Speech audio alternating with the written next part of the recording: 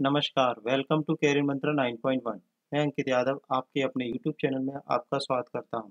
आज की क्लास में हम भारत का भूगोल जो कि 5 मार्क्स में आना है, उससे जनसांख्यिकीय परिवर्तन को कंप्लीट करेंगे। ये टॉपिक नंबर 5 है।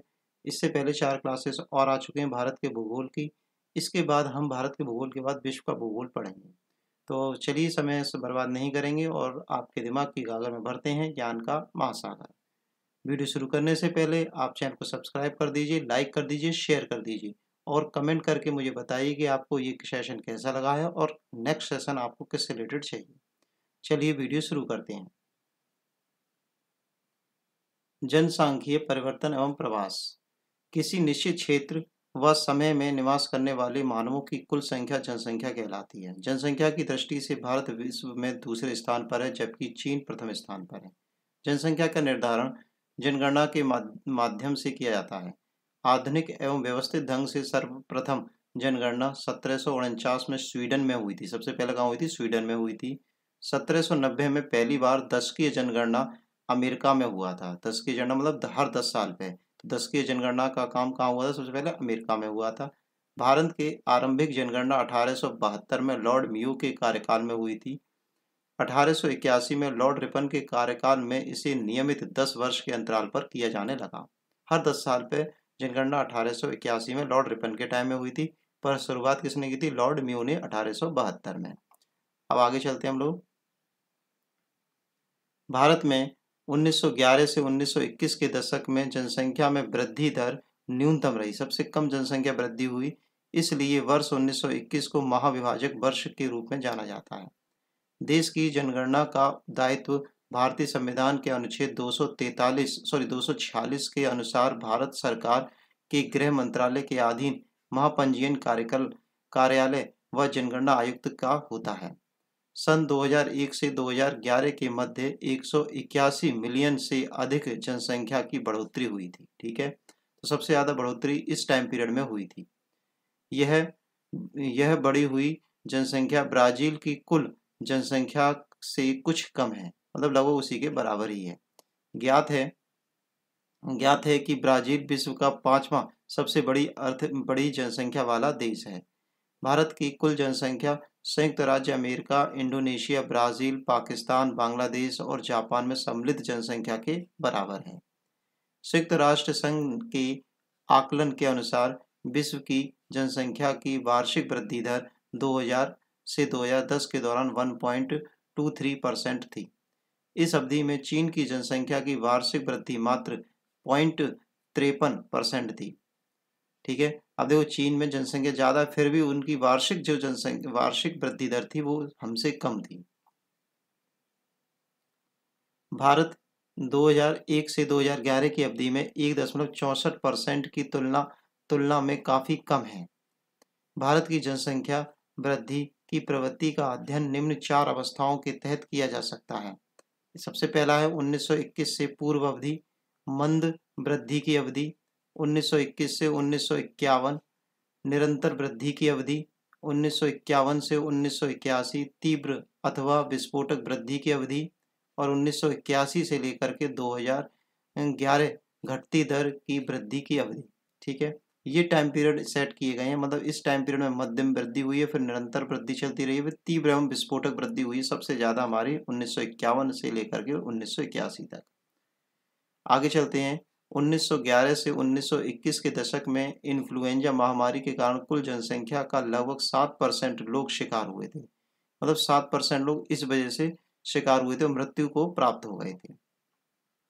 इस अवधि में बृहद जनसंख्या ने दूसरे देशों में उत्प्रवास कर लिया था, मतलब बहुत सारे लोग भारत से छोड़ करके दूसरे देश में चले गए थे। अब बात करते हैं हम, ये चार्ट दे रखा है 1901 से 1911 क्या और 1911 से 1921 तक का। ठीक है, तो जन्म दर क्या था उस समय? तो जन्म दर था 49 1000 पर। ठीक है, 1000 लोग पैदा होते थे, 49 लोग पैदा होते थे 1000 पर। अब को जो जन्म दर है वो 48 है 1000 पर। मृत्यु दर हमारा क्या था उस समय?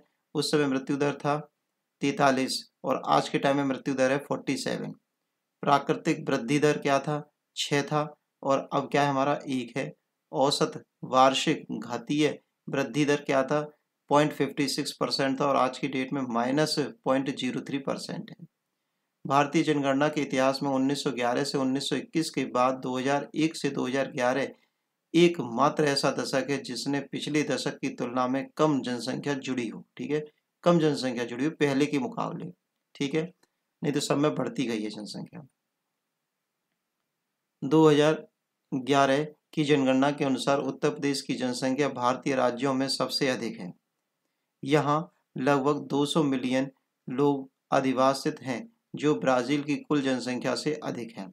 भारत की कुल जनसंख्या का 16.50% उत्तर प्रदेश में, 9.28% महाराष्ट्र में, 8.59% बिहार में, 7.53% पश्चिम बंगाल में निवास करता है। अब देखिए, हम जो है यूपी SSC पैट की बुक पढ़ रहे हैं, तो हमारे लिए यूपी का एग्जाम है और यूपी के लिए 16.51% पेपर के लिहाज से बहुत इंपॉर्टेंट हो जाता है। आगे बात करते हैं सामान्य वृद्धि दर 1891 से लेकर के 1921 तक। 1921 के पूर्व के 3 दशकों में दो भृक्ष और संक्रामक बीमारियों के प्रकोप के कारण वृद्धि दर निरंतर निम्न रही थी। 1891 से 1901 तथा 1911 से लेकर के 1911 से लेकर 1921 के दशक में वस्तुतः जनसंख्या में कमी देखी गई है, चूंकि 1921 में पूर्व जनसंख्या वृद्धि अल्पतः रही थी। अब मध्यम वृद्धि दर 1921 से 1951 की बात करते हैं हम लोग। 1921 के बाद 3 दशकों में कृषि उत्पादन में वृद्धि तथा यातायात साधनों में विस्तार की दुर्भिक्षों में कमी आई थी। संक्रामक रोगों की रोकथाम की गई। फलस्वरूप 1951 में जन्म दर व्यक्ति तथा मृत्यु दर 27.4 व्यक्ति तक आ गया था। अब तीव्र वृद्धि आई है 1951 से लेकर 2011 तक। यदि 1921 ईस्वी को भारत की जनसंख्या का बृहद विभाजक वर्ष कहा जाता है, तो यही 1951 को जनसंख्या में भारी वृद्धि के प्रारंभिक वर्ष की संज्ञा दी जाती है। इसके बाद जनसंख्या में वृद्धि दर निवल वृद्धि आश्चर्यजनक रूप से बहुत अधिक रही है। 1991 में के बाद भारत जनांकीय संक्रमण की तीसरी अवस्था में प्रवेश कर गया। यद्यपि 1991 से 2000 और 2001 से 2011 के दशकों में प्राकृतिक वृद्धि दर में गिरावट आई है, परंतु जनसंख्या आधार बड़ा होने के कारण निवल जनसंख्या वृद्धि लगभग 18 करोड़ रही है। कितनी रही है? 18 करोड़ रही है। वर्तमान समय में जन्म दर 21/1000 व्यक्ति तथा मृत्यु दर 8/1000 व्यक्ति रहा है। इस प्रकार अभी भी जनसंख्या वृद्धि में गति तेज है। भारत में तीव्र जनसंख्या वृद्धि के निम्न कारण रहे हैं। पहला कारण है अकाल पर नियंत्रण करना, क्योंकि पंचवर्षीय योजना में कृषि व औद्योगिक उत्पादन बढ़ा था। चिकित्सा में सुधार, जिसके फलस्वरूप मृत्यु दर में कमी आई। जन्म दर अधिक होना, जो कि सामाजिक आर्थिक कारकों, सांस्कृतिक प्रक्षेपण, गर्म जलवायु का परिणाम रहा है। औसत आयु अर्थात जीवन प्रत्याशा में भी वृद्धि हुई है। अब बात करेंगे भारत की कुल जनसंख्या में राज्यों का हिस्सा, मतलब किस राज्य में कितने % जनसंख्या है, ये हम देखेंगे। ठीक है, तो आपको पहले ही पता था यूपी में सबसे ज़्यादा जनसंख्या है।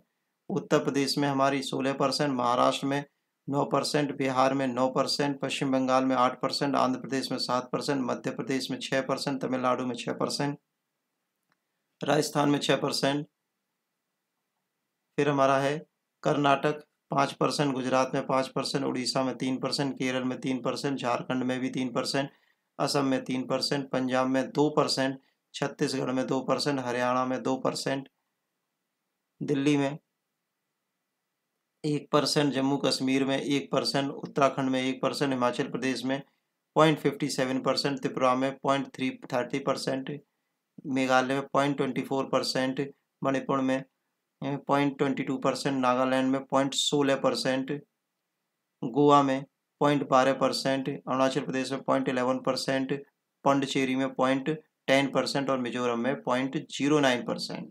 ठीक है, तो इस तरह से जनसंख्या का परसेंटेज ये रहा है, और सबसे ज़्यादा जनसंख्या हमारे कहाँ पर है? उत्तर प्रदेश में है। आगे बात करते हैं हम प्रवास की। वर्ष 1991 की जनगणना के अनुसार भारत में 2 प्रकार के आदिवासी क्षेत्रों को नगर के रूप में परिभाषित किया गया है। ग्रामीण जनसंख्या की अपेक्षा नगरीय जनसंख्या तीव्र वृद्धि का मुख्य कारण गांवों से नगरों की ओर प्रवास है।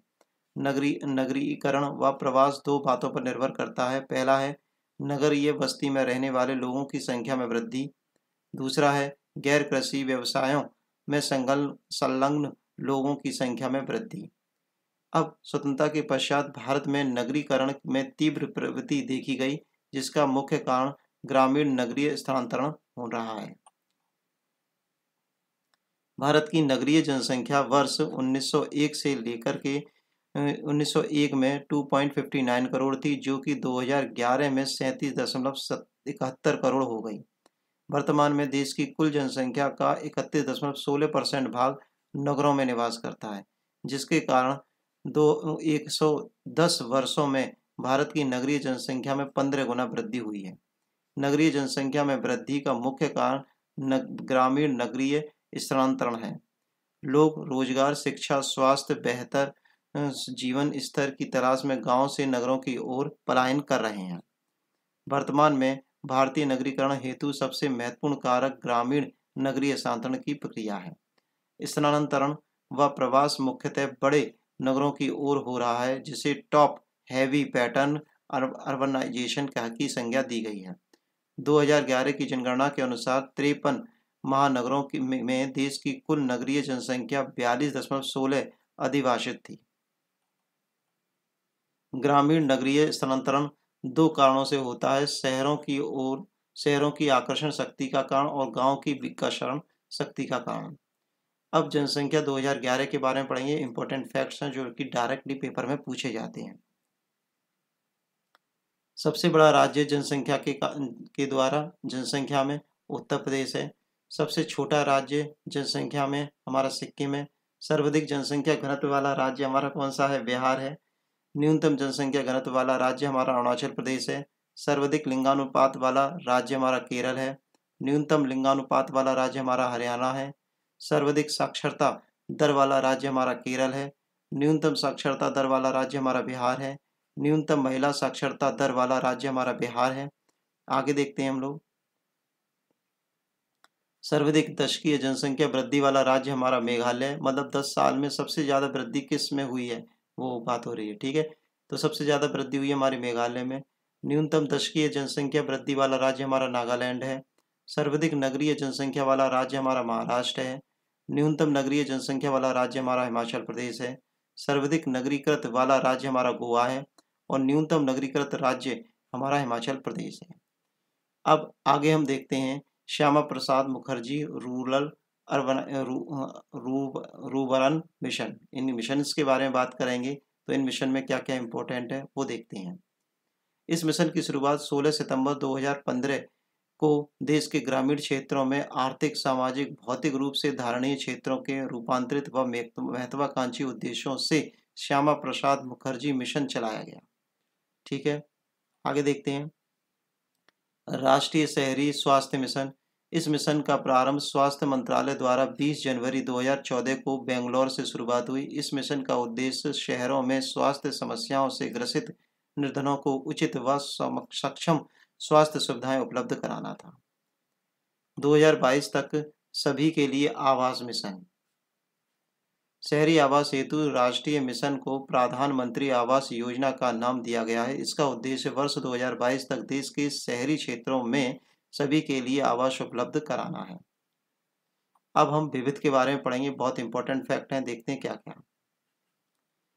प्रमुख भारतीय शहर और उनके उपनाम, ठीक है। तो ये इंपॉर्टेंट हो जाता है किस नाम से कौन सा शहर प्रसिद्ध है।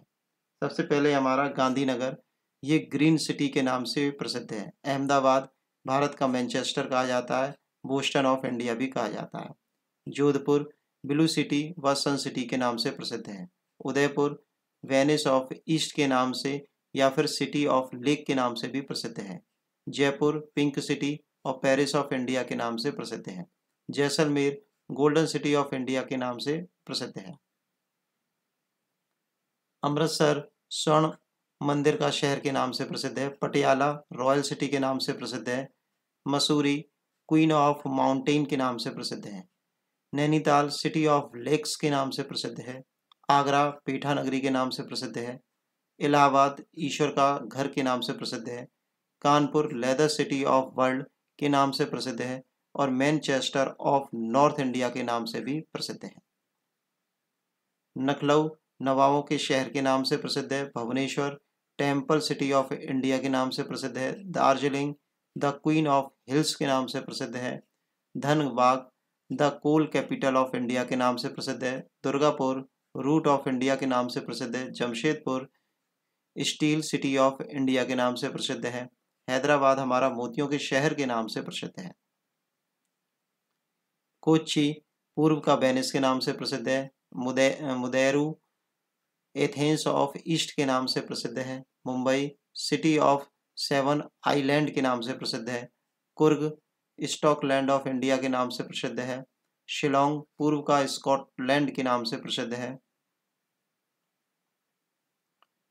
Puducherry Paris of the east के नाम से प्रसिद्ध है। Chennai gateway of the south India के नाम से प्रसिद्ध है। Vijayawada the palace of victory के नाम से प्रसिद्ध है। सूरत डायमंड सिटी ऑफ इंडिया के नाम से प्रसिद्ध है। पानीपत बुनकरों के शहर के नाम से प्रसिद्ध है। Bengaluru science city of India के नाम से प्रसिद्ध है। पीथमपुर भारत का डेट्रायट्स के नाम से प्रसिद्ध है। मध्य प्रदेश सोया प्रदेश के नाम से प्रसिद्ध है। कश्मीर भारत का स्विट्जरलैंड के नाम से प्रसिद्ध है। छत्तीसगढ़ धान की डलिया के नाम से प्रसिद्ध है। मुंबई सूती वस्त्रों की राजधानी के नाम से प्रसिद्ध है। सिकंदराबाद व हैदराबाद जुड़वा नगरों के नाम से प्रसिद्ध है। ठीक है, अब हम पढ़ेंगे प्राकृतिक स्थलों के बारे में। इससे पहले आपने अभी तक हमारी वीडियो को लाइक शेयर और सब्सक्राइब नहीं किया है चैनल को तो कर दीजिए। कमेंट करके बताइए ये सेशन आपको कैसा लग रहा है। ठीक है, और नए सेशंस के बारे में भी कमेंट करके बताइए कि आपको किस बुक से रिलेटेड सेशन चाहिए। ठीक है, पॉसिबल होगा तो हम आपके लिए ज़रूर प्रोवाइड कराएंगे। चलिए आगे देखते हैं प्राकृतिक स्थलों के बारे में। काजीरंगा नेशनल पार्क कहाँ पर है? हमारा असम में है। मानस वन्यजीव अभयारण्य हमारा असम में है। केवला देव राष्ट्रीय उद्यान हमारा राजस्थान में है। सुंदरबन राष्ट्रीय उद्यान हमारा पश्चिम बंगाल में है। पश्चिमी घाट हमारा कर्नाटक केरल महाराष्ट्र गोवा और तमिलनाडु इन राज्यों से होकर के गुजरता है। महान हिमालय राष्ट्रीय उद्यान हमारा हिमाचल प्रदेश में है और कंचनजंगा नेशनल पार्क हमारा सिक्किम में है। अब बात करेंगे भारत का सबसे बड़ा लंबा और ऊंची के बारे में। Important, very very important. सबसे बड़ा डेल्टा सुंदरबन डेल्टा है। सबसे बड़ी मस्जिद जामा मस्जिद दिल्ली में है। सबसे ऊंचा बांध हमारा टिहरी बांध है। सबसे लंबी हमारी सड़क सुरंग चेनानी नाशरी जो कि जम्मू कश्मीर में है। सबसे लंबी रेलवे सुरंग हमारी पीर पंजाल में है। सबसे लंबी सड़क हमारी ग्रैंड ट्रंक रोड है। सबसे लंबी नदी हमारी गंगा नदी है। सबसे लंबी नहर हमारी इंदिरा गांधी नहर है। सबसे बड़ा कॉरिडोर रामेश्वरम मंदिर है। मीठे पानी का सबसे लंबी झील वुलर झील है जो कि जम्मू कश्मीर में है। खारे पानी की सबसे बड़ी तटीय झील चिल्का झील जो कि उड़ीसा में है। सबसे बड़ा रेगिस्तान थार है। सबसे बड़ा गिरजाघर सेंट कैथेड्रल है गोवा में है। सबसे ऊंचा हवाई पत्तम लेह लद्दाख में है। सबसे लंबा समुद्री तट हमारा मैरीना बीच है। सबसे बड़ा लंबा बांध हमारा हीराकुंड बांध है। सबसे ऊंचा गुरुत्वीय बांध हमारा भाखड़ा नागल बांध पंजाब है। दक्षिणी भारत का सबसे लंबी नदी कौन सी? हमारी गोदावरी है। सबसे ऊंची मीनार हमारी कुतुब मीनार है। अब हम प्रमुख जलप्रपातों के बारे में बात करेंगे। ये जलप्रपात किस नदी पर और किस राज्य में है ये हम बात करेंगे। तो जोग जलप्रपात जो है हमारा शरावती नदी पर है और ये कर्नाटक में स्थित है। चुलिया जलप्रपात हमारा चंबल नदी पर स्थित है और ये हमारा राजस्थान में है। हुडरू जलप्रपात हमारा स्वर्ण नदी पर है और ये हमारा झारखंड में है। धुआंधार बांध हमारा जलप्रपात हमारा नर्मदा नदी पर है, ये मध्य प्रदेश में है। डुडुमा जलप्रपात हमारा मत्स्य कुंड में है, ये हमारा उड़ीसा में है। सांडनी जलप्रपात हमारा शंख नदी पर है, ये हमारा झारखंड में है। शिव समुद्रम जलप्रपात हमारा ये कावेरी नदी पर है, ये हमारा कर्नाटक में है। दूध सागर जलप्रपात हमारा मांडवी नदी पर है, ये गोवा में है। गोकाक जलप्रपात हमारा घाट प्रभा पर है, ये हमारा कर्नाटक में है। कुचिकल जलप्रपात हमारा बाराही नदी पर है, ये कर्नाटक में है। दसम जलप्रपात कांची नदी पर है, ये झारखंड में है। चिचाई जलप्रपात बीहड़ नदी पर है, ये मध्य प्रदेश में है। चित्रकूट जलप्रपात इंद्रावती नदी पर है, ये छत्तीसगढ़ में है। अब हम बात करेंगे भारत की प्रमुख बहुउद्देशीय परियोजनाओं के बारे में। भारत की प्रमुख बहुउद्देशीय परियोजनाएं, पहली है भाखड़ा नागल परियोजना जो कि सतलज नदी पर है, ये पंजाब में स्थित है। इंदिरा गांधी नहर परियोजना ये सतलज नदी पर, ये राजस्थान में है। सलाल परियोजना ये चिनाब नदी पर है, ये कश्मीर में है। स्वर्ण रेखा परियोजना ये स्वर्ण नदी पर है, स्वर्ण रेखा नदी पर है, ये झारखंड में है। शिव सुमंद्रम परियोजना ये कावेरी नदी पर है, ये कर्नाटक में है। और मैटूर बांध ये हमारा कावेरी नदी पर है और ये हमारा कहाँ पर है, तमिलनाडु में। ठीक है, अब हम आगे चलते हैं। ये क्वेश्चन शुरू हो गए। क्वेश्चन हम एक वीडियो में कंप्लीट करेंगे, एक वीडियो में टॉपिक वाइज हम सभी के लिए लाएंगे।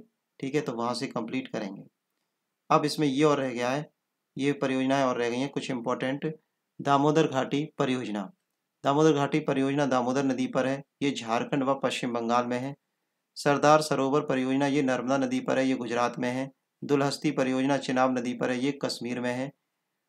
अलमाटी बांध ये कृष्णा नदी पर है, ये कर्नाटक में है। म्यूराक्षी परियोजना म्यूराक्षी नदी पर है, ये हमारा पश्चिम बंगाल में। टिहरी बांध ये भगीरथी नदी पर है, ये उत्तराखंड में है। उकाई परियोजना ये ताप्ती नदी पर है, ये गुजरात में है। काकरापारा परियोजना ये ताप्ती नदी पर है, ये गुजरात में है। इटुक्की परियोजना ये पेरियार नदी पर है, ये हमारा केरल में है।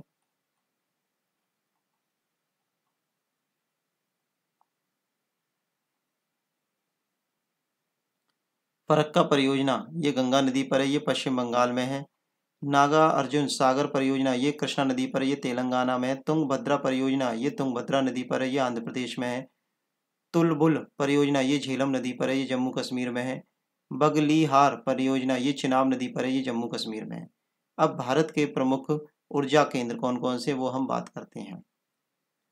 नाभिकीय ऊर्जा केंद्र राज्य, तारापुर ये महाराष्ट्र में है।